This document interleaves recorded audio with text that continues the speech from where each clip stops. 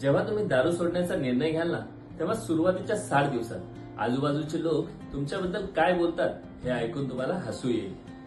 पहिले 10 दिवस मित्र म्हणतात, अरे 2 दिवसांचा जोश आहे याचा, पुढच्या शनिवारी हा स्वतःहून बाटली घेऊन येईल.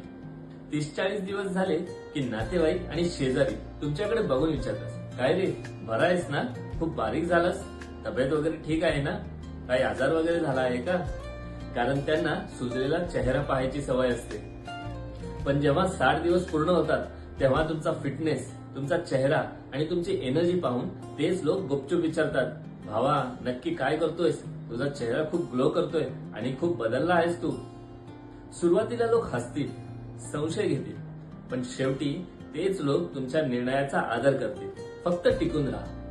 तुम्हालाही असा लोकांच्या टोमण्यांचा सामना करावा लागला आहे का? कमेंटमध्ये नक्की सांगा आणि अशा खऱ्या अनुभवांच्या प्रवासासाठी आत्ताच फॉलो करा.